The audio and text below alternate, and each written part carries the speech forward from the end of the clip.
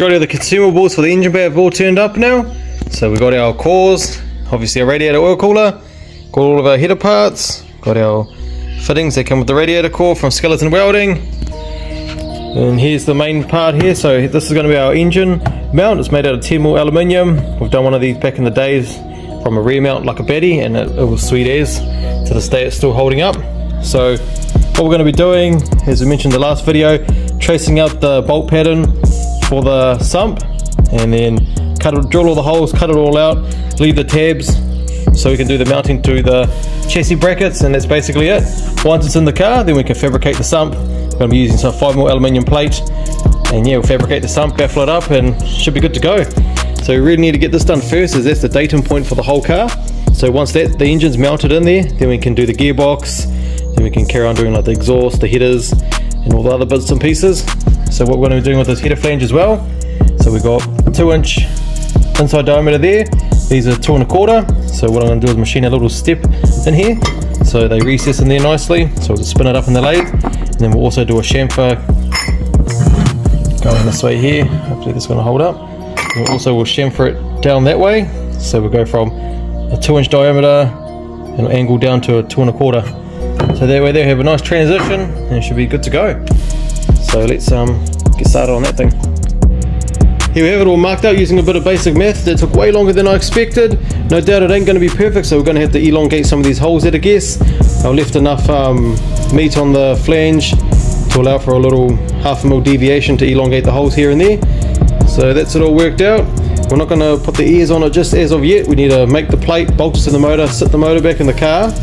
Then we can work out where we want these to land. So we won't be cutting anything off. We might just cut a bit of excessive material off there. And as for the back, that can be flat, so we can just cut that one off there. And how we'll work these out, so we're going to use, say on this one here will be a 30mm hole saw. So that's why we center punch it there. So that'll cut that out there. Same on this end. And then the excessive material in the middle, just use a jigsaw or something to cut the excessive off, and then clean them all up. So hopefully everything aligns, and yeah, we should be good to go.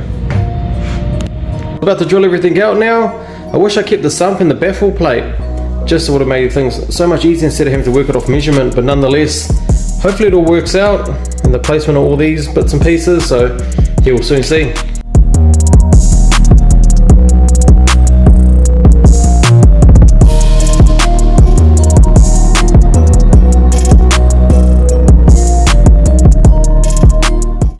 As you see, we just finished drilling these holes now. And there's a couple that are not quite lining up, obviously, hence why the plate's not sitting down flush, as you can see. So it's holding up on that one there, and this one here, and that one there.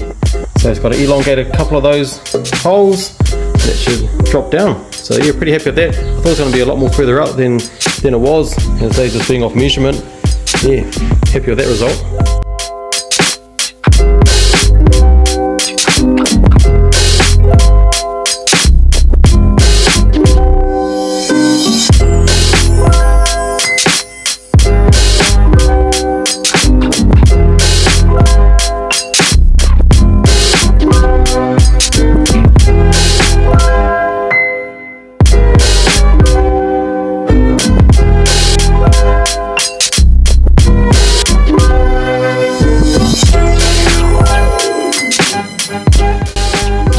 Holes are all cut out. We got those measurements pretty good as well.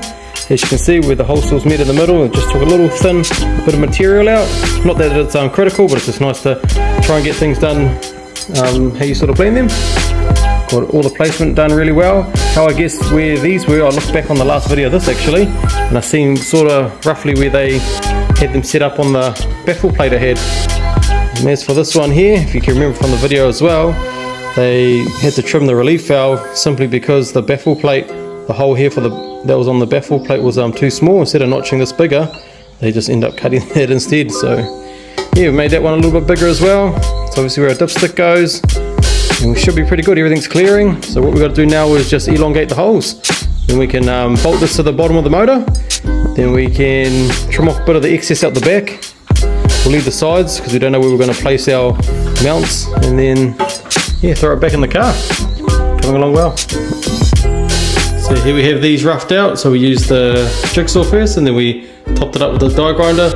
So once we've done the mounting in the car, then we'll come back and clean up the whole plate properly. And we'll use a little sanding wheel and radius all the edges so there's no sharp edges. We'll be good to go.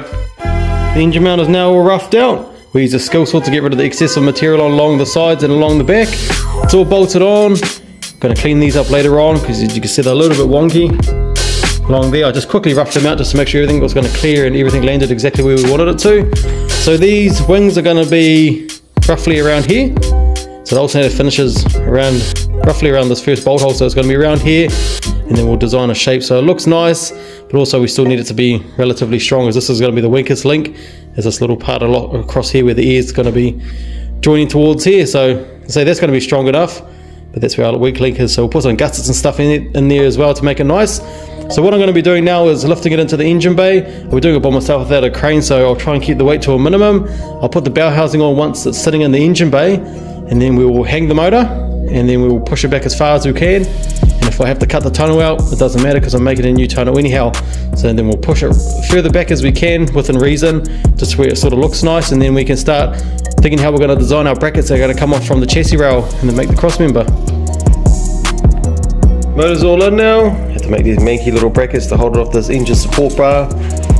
So as we can see, it's roughly into position. Might have to come forward slightly and go down a little bit more, but nonetheless that's roughly where I can't really get a good visual there, but roughly where it's going to be sitting.